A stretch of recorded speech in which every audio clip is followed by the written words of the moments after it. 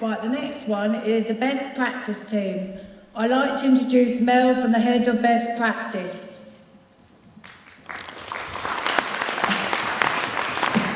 Thank you, Sue. Hello everybody, I'm Mel Davis. I lead the best practice team alongside Belinda, who unfortunately can't be here today. So yes, I'm just going to tell you a little bit about me and my MacIntyre journey. So I've worked for MacIntyre for over 20 years. Like I use a good moisturiser. I never knew what I wanted to be when I was a little girl. My parents are both nurses. My grandma was a nurse. My other grandma was a mother to 14 children, so I knew I didn't want to do that, and I sort of rebelled against being a nurse too. However, during school time, my best friend's parents had a care home for people with a learning disability, and I used to spend a lot of time there, and I realised that actually this is where my passion is. So my MacIntyre journey started in 1999. Back then we were called residential social workers, and I thought that was a really posh name, and I was really excited to be joining a company. I worked at a registered care home for 4 people over in Leicester, and I stayed there for a few years. There I became a senior support worker and then became the registered manager of that service there. In 2005, through the modernisation of day services, a lot of people in Leicester lost their placements at day services, and it saw the birth of a new service for MacIntyre, which is now called the Leicester Outreach and Supported Living. So I became registered manager for that. In 2015, I then made the plunge, and that was a really difficult decision for me, because obviously it was a new service that I'd helped build and create in Leicester. So I was very proud of that service, and still am today. So in 2015 I became the area manager for Leicester and Chesterfield. As part of that role I remained as registered manager, and I've had many proud moments. It's been a privilege to be part of people's journey and their lives, and seeing people move from their family homes into homes of their own, seeing people achieve great things and qualifications along the way. And in 2018, it was an extremely proud moment for both MacIntyre and the Leicester DCA there, and we achieved the first outstanding rated service for MacIntyre, which was brilliant.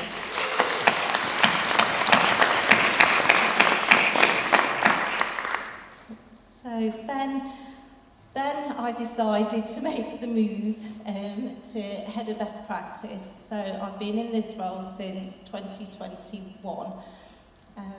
Yeah, I'm still learning. That's really good, Still learning lots. We're still going. Yeah, I'm still here. Yes. Loving it every moment, and still learning every day. And I think my message out to you as frontline workers is that we encourage people to find their voice, and we really want you to find your voice. Talk to people that are passionate. You're in a room full of people that are absolutely passionate about working in social care, working for MacIntyre, and about their roles and the people that we're supporting. So talk to us, ask those questions, and be ambitious for yourselves.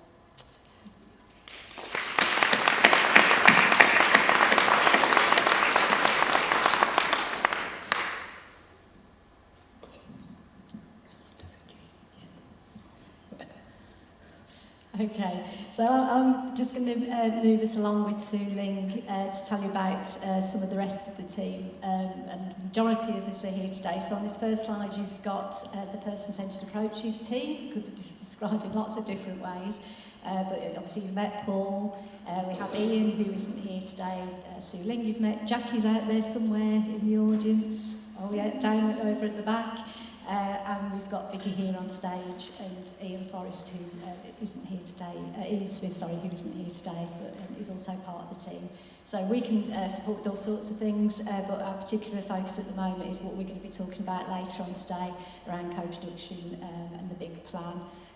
And we've got lots of other things to tell you about. So I'm going to shut up and I'm going to hand you over to Paul, just so we can hear Paul's journey, because Paul has a slightly different role and background to some of the rest of us. So I'm going to let him share his path. Yeah, so this is my pathway at MacIntyre. Yeah, I'm not a very good public speaker, so yeah, bear with me. But yeah, so it's been emotional. Started my schooling 1985 to 96. Kind of didn't fit in at school at all. I was one of those kids, trench coat, army boots, army trousers. Looked like I was going to do the next Columbine massacre. But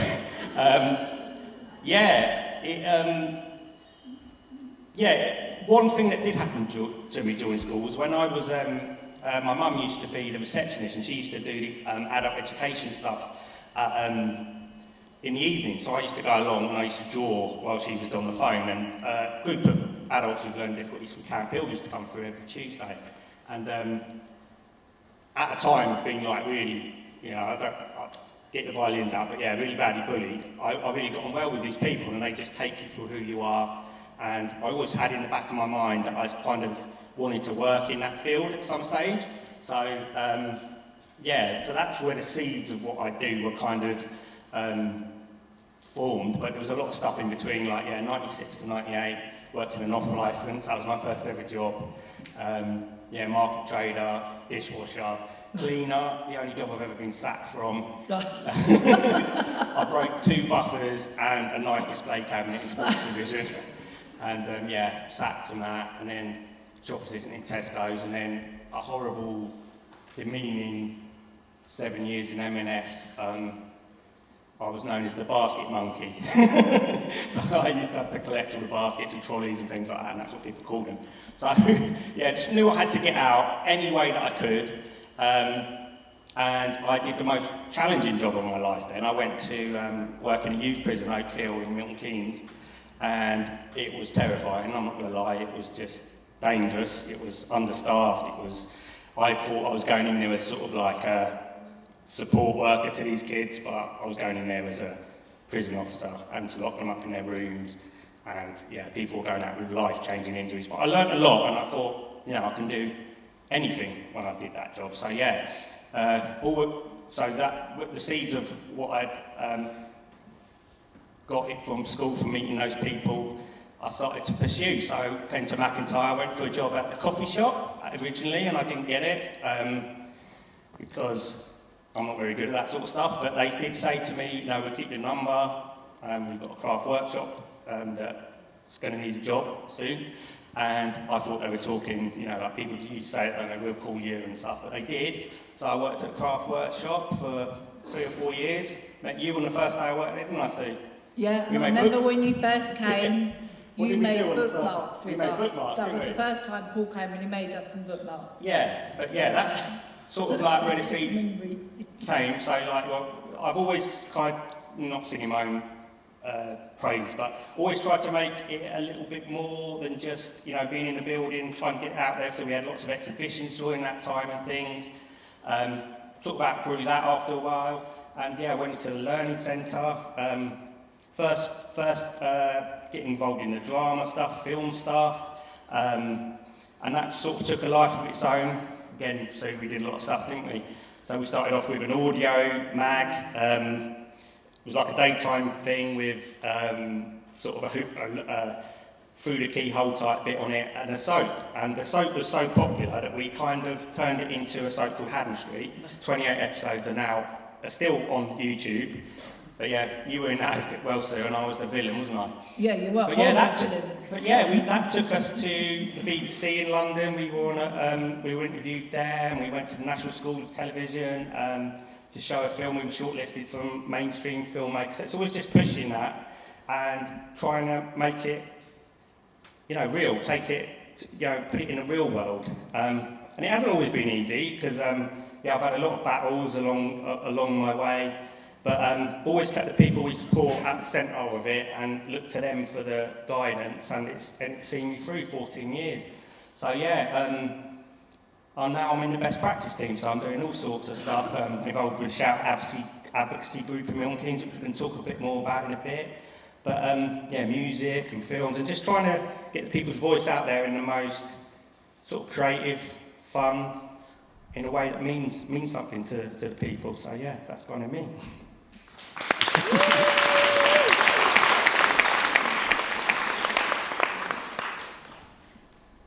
Right.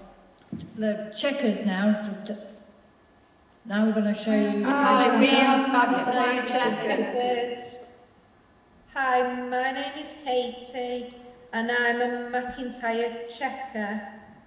My name is Andrea, and I do the MacIntyre checkers as well. My name is Natalie. I'm a checker. Hi, my name is Rowie, and I am a MacIntyre checker. Hi, my name is Grace, and I'm a MacIntyre checker. Hi, I'm Kirsty, and I'm a MacIntyre checker. I am Natalie, and the checkers. I create the document itself with a big, so I've got a page of information that has to be turned into words that are understandable for easy read, and then it gets sent off to the checkers to see if it's a-okay, and if not, I have to make the changes once it gets sent back, and they're hard critics as well. It's important that documents and information are understandable for everyone. It's writing makes sense for the words.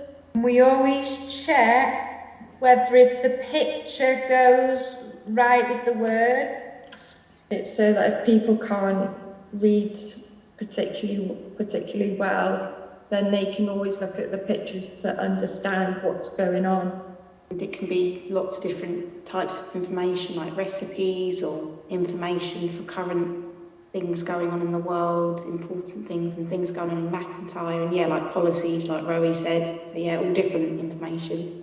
Everyone should be able to know important information. They should be able to understand it in whatever way that works for them.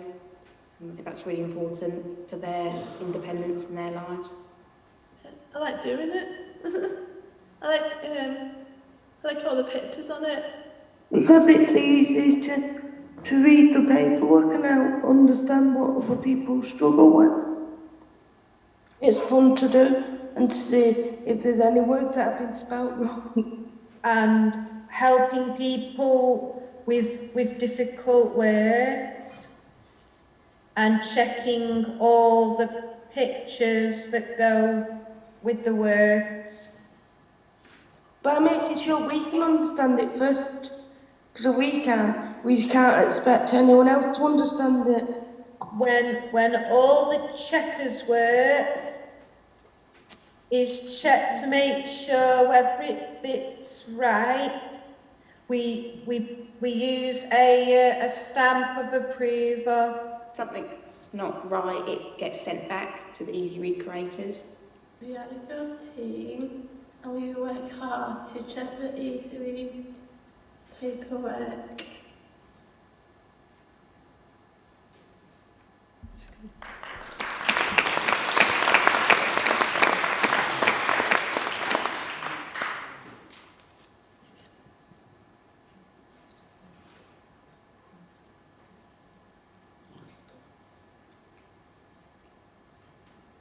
Right. Great communities. We will hear from them about what they do later on.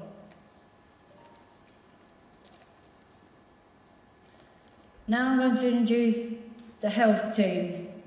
We will hear from them and the Dying to Talk project later.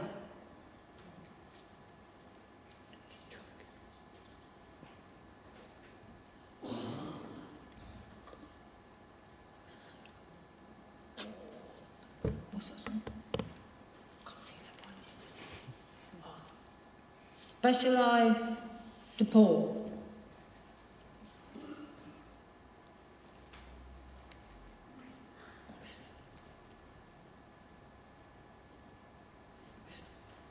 An admin team.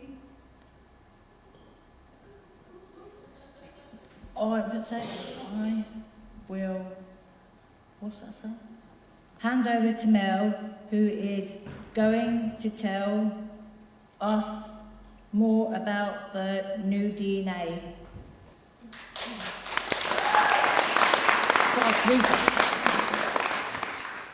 Thank you, Sue. Okay, so this is our newly refreshed DNA, and I'm hoping that everybody in this room has seen the image. Everybody? Yes. Okay, brilliant. So, thanks for that. So our previous DNA was felt to be too formal, not aspirational enough. So we talked to people across MacIntyre, so people who draw on our support, the staff, and talked about how we could revitalise the DNA, making it more relevant and exciting for everyone. So at the top of the image there, we have our vision, which is living a life that makes sense your way. Okay. Secondly, around in the purple, we've got everything that captures the behaviours that we want to see in others, and experience for ourselves as well. So we want people to be honest and respectful. We want people to be fun and have good days, compassionate and kind, and for every interaction to be a great interaction. At the bottom, we felt it was really important to include the statement from the Social Care Future movement, which we've been very much involved with, and it's very aligned to our thinking. And then through the middle there, we've got the statements which are the important characteristics of MacIntyre. That we are committed in our beliefs, and that we walk and talk, that everybody is ambitious for ourselves and for each other, that everyone has a voice and is listened to, that we keep on learning, we want equality, everyone feels safe and in control, and we value our friends, families and neighbourhoods. And I believe we're going to look through those now, aren't we? So, yeah, and share stories. Right. We are ambitions for ourselves and each other. Right. Vicky, you are supported by MacIntyre. How did you start working for them? Well, can anyone hear me? Yeah. Yeah, but there's loads of people out in the audience, so... Hello, is on? Yeah, thumbs up. What's the question again? Sorry. I'll do it again. Vicky, you are supported by MacIntyre. How did you start working for them?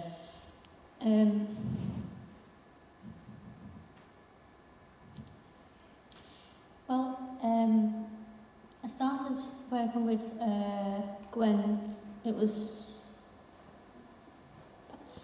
about 6-7 years ago, and I can't remember what we were actually doing at the time, but we were doing something and we had to read some paperwork, and neither of us could understand what that thing was on about. So if Gwen couldn't understand it, then how are people, well, not all residents, but people supported, and in some cases even staff, because I know for a fact that we have some staff support that support. Sorry, I'll put it in. Well, we do actually have some people who work for MacIntyre who actually have a disability, like autism and dyslexia, and so it helps that the staff can actually understand the paperwork as well as the people who are meant to be reading it. So we actually considered that if we had someone who could actually change it or translate it into readable English, then it would make it easier for everyone who needed to understand it. Okay. Vicky, what are you doing now? Talking to you. You mean like work? Yeah. That came up yesterday as well. Well, I actually started as a checker, and then I started doing other work, which I didn't actually realise at the time, but I got nominated for a Build Award, which I actually won. But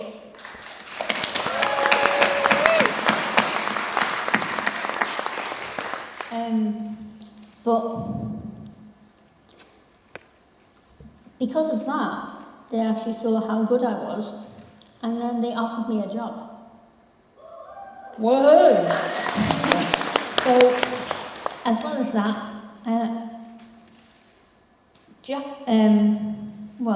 Jackie knew about it, I think, but Gwen actually put me up for it.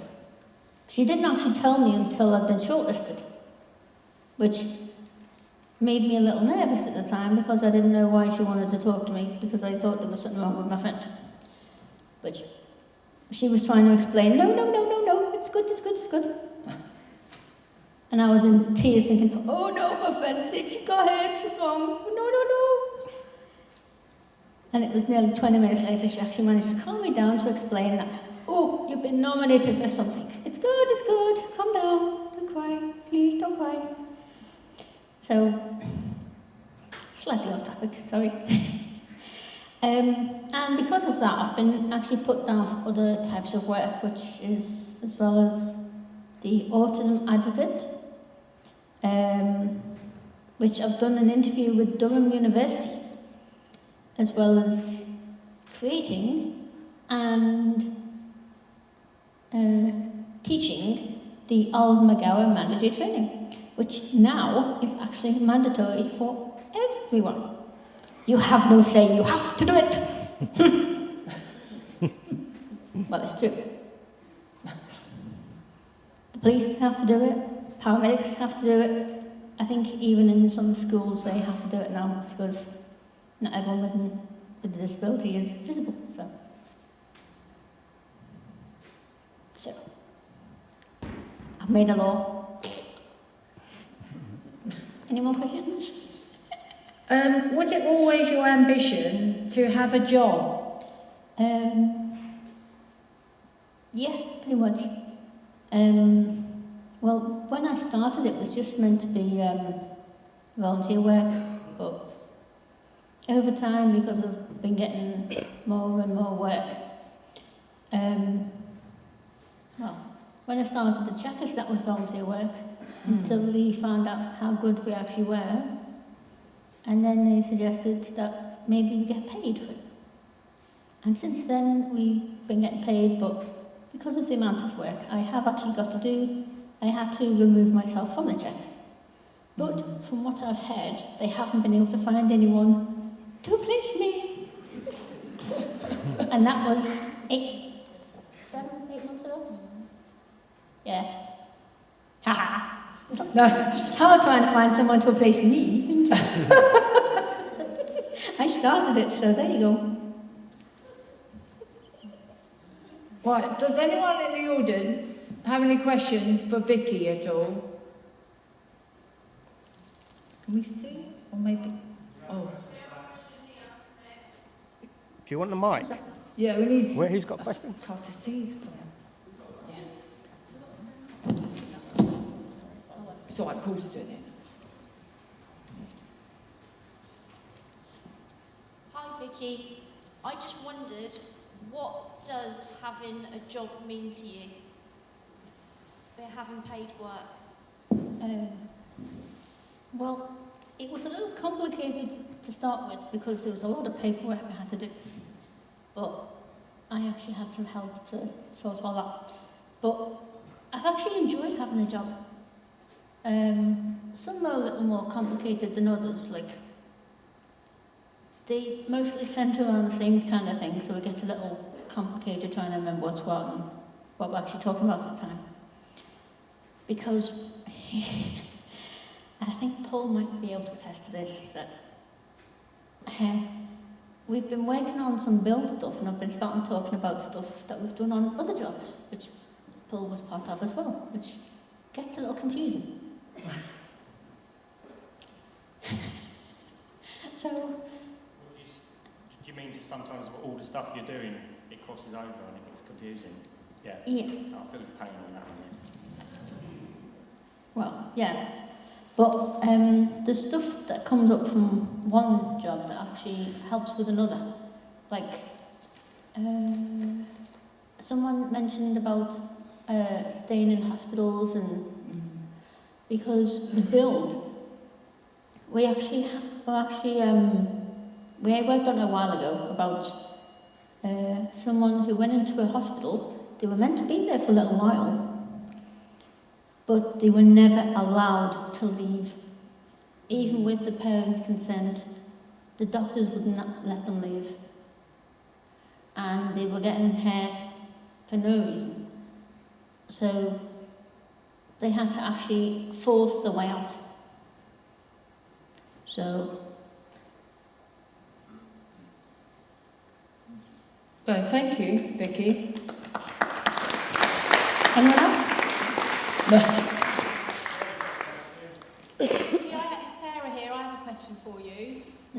Well, firstly, thank you for all the work that you did to deliver the Oliver McGowan pilot training.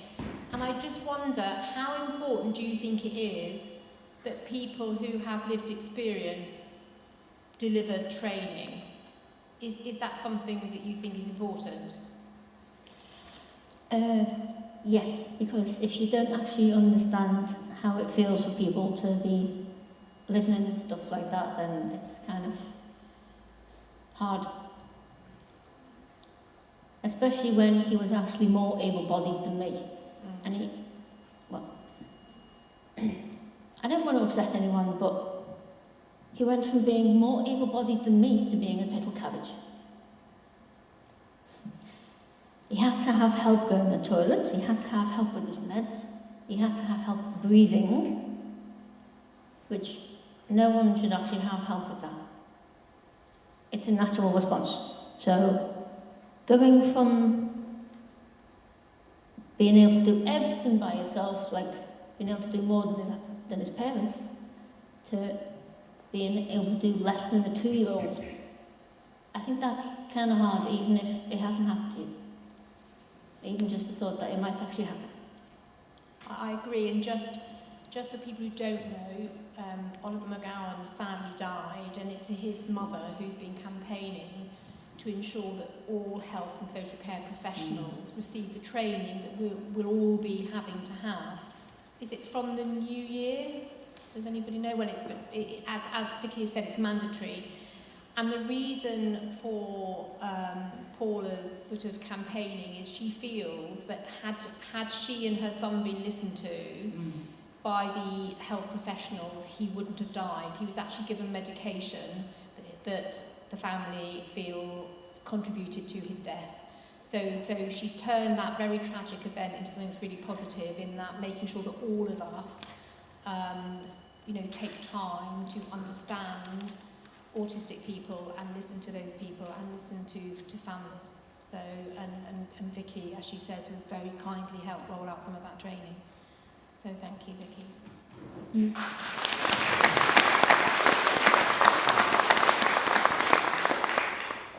Anyone else? Was everyone fed up? I think that's it, Vicky.